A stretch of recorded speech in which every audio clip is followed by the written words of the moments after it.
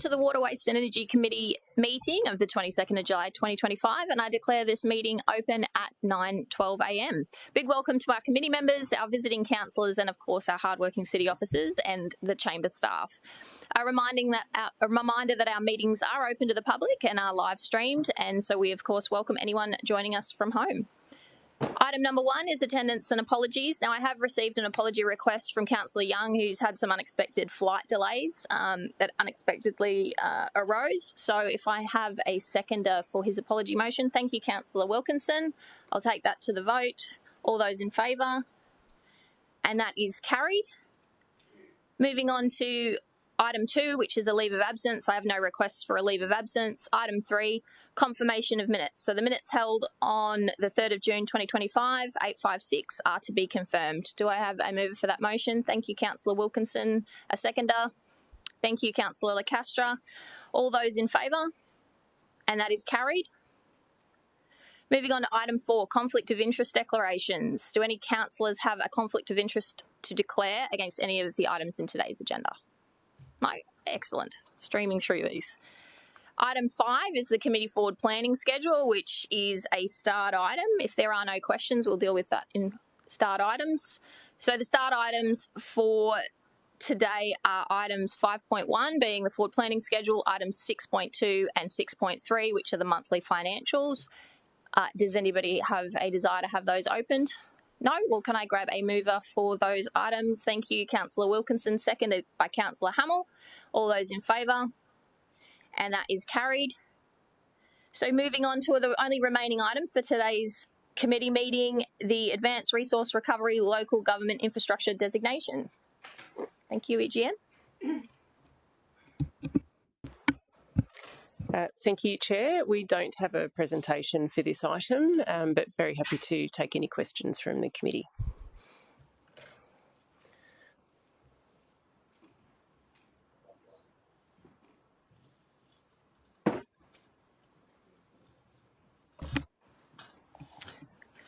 Councillors, do we have any questions for officers on item 6.1? Thank you, Councillor Hamill. Through you, Chair. So I was interested, before preparing a submission and submitting it, have we had any discussions with the relevant state department about this submission coming forward and what their feedback to date, or what you can tell us about what their feedback has been? Through the Chair. Yes, we have. We had a pre-lodgement with the Department of State Infrastructure Development and yesterday, and they are aware of the ARRC project and the desire for the city to designate the project under the local government infrastructure designation process.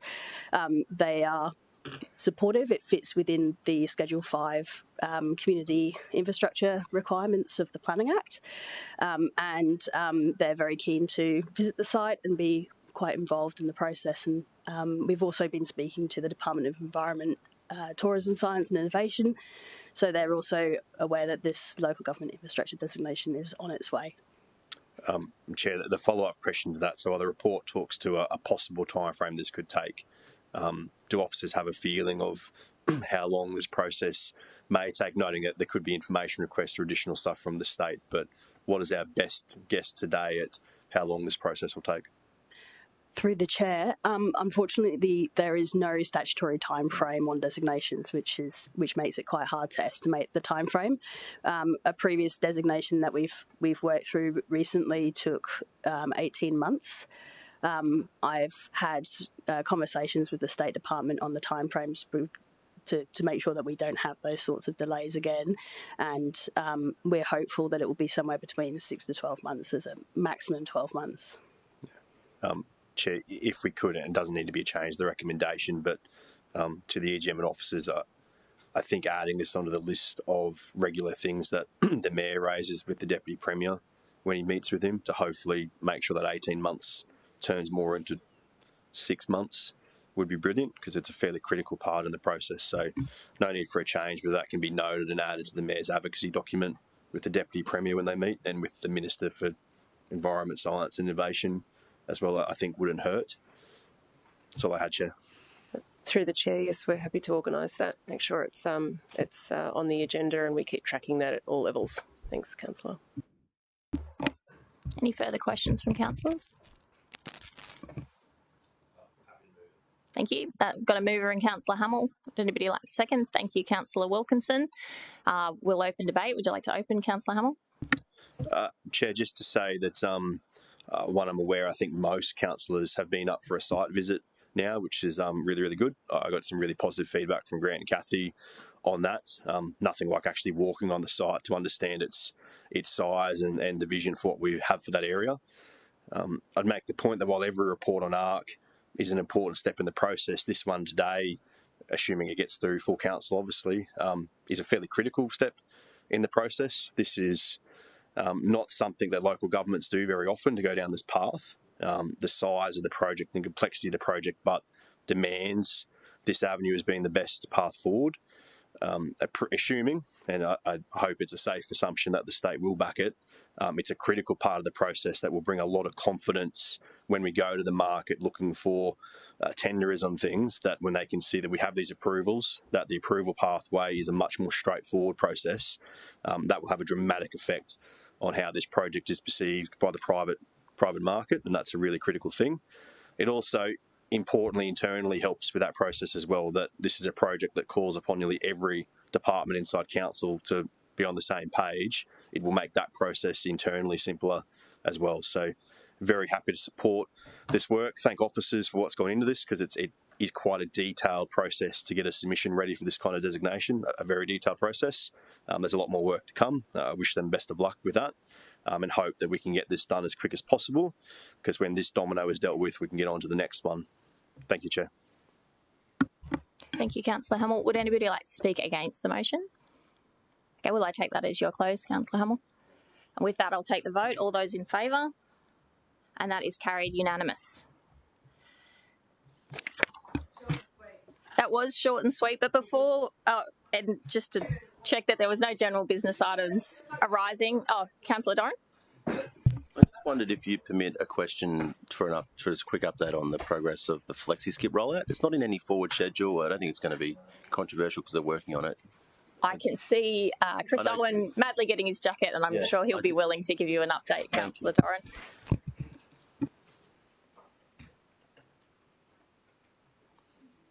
Did you catch that, Chris? Did you catch? Yeah. Thank you, Chair. It's just if you could provide a quick update on the rollout of the expansion of FlexiSkip, given that it was incorporating a horizontal strata potentially in certain areas, and you had to do some work. And I just asked the question on the indulgence of the Chair because it's not on the forward planning schedule. I just wonder if you could give us a quick update. Thank you, Councillor. Good morning, councillors. Through the Chair. We are anticipating to come back in, I think, October with a formal update report, but I can tell you where we're at the moment. So the current contract with Handel is the provider of FlexiSkip, finishes in March next year. So we are now going out to procurement to see if we can open up that market to get a similar service. And as part of that grant program, that will hang off the back of that. So we need to run through this current contract, and then that expanded service will kick off. But saying that, in the interim, we are happy to look at those some of those horizontal CTSs to see if we can expand wherever practical. Thank you. I thought that work was resolved in a previous agenda item to expand FlexiSkip, and the work, whilst notwithstanding the contract, the work in the background about what properties could be eligible was being done. Is that right? That's correct, through the Chair. That's correct, Councillor. So again, we when we are approached by those horizontal at the moment, so that on request, if a horizontal development comes to us and says we're interested, then we get out and have a look at that, or we ask our contractors to get out and have a look at that to make sure they can service. So that's an on request review. So if you've got, I know we looked at a couple in your division, Councillor, as examples of what can and can't work. That was a good demonstration of some we think are feasible and others just aren't. So we can look at that now.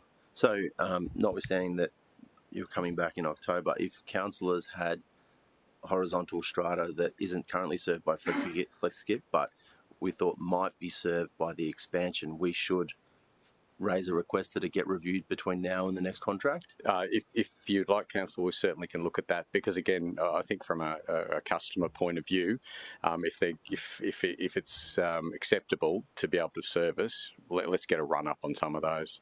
Okay. Sorry. I thank you for clarifying that. Thank you, Chair. I wasn't. I wanted to just check the process you wanted as well, so we don't just send you in a bunch of places to go and look at. But if you're happy with that, well, I'm happy to do that in my area. Thank you, Councillor. Through the Chair, I think if we have that sort of day that we open that up, we will have an avalanche. So we will have to go through that process of getting to those ones. So councillors may well have to, customers may well have to wait for that process if we've got a long list. Whereas I think if we chip away at some of those now, it just would be a sensible way to go about that. Thank you. Thank you.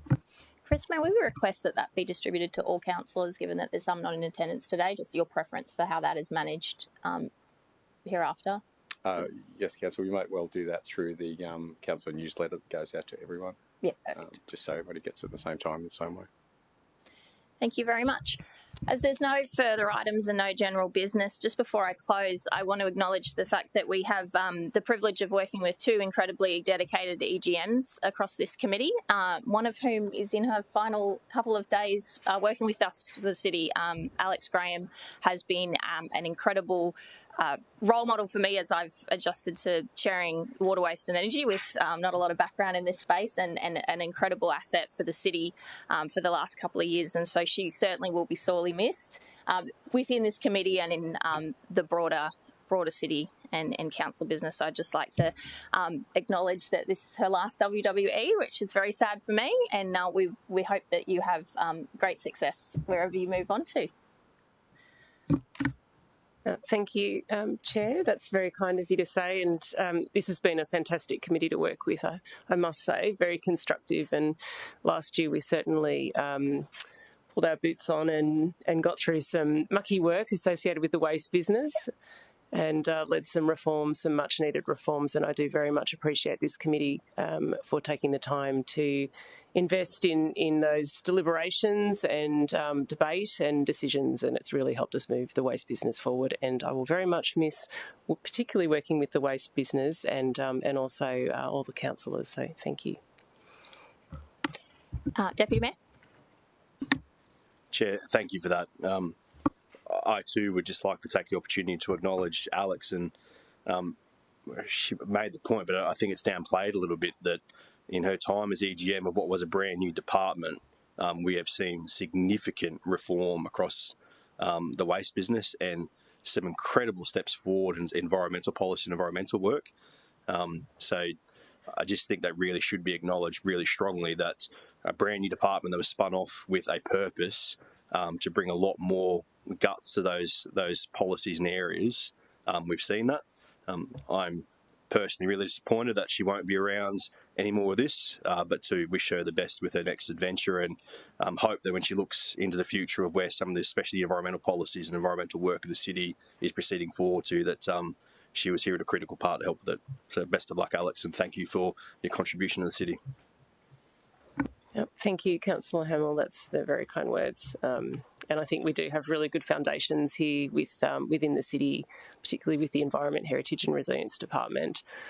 We've certainly made some strong gains in a lot of areas of the department, and it is a collective effort.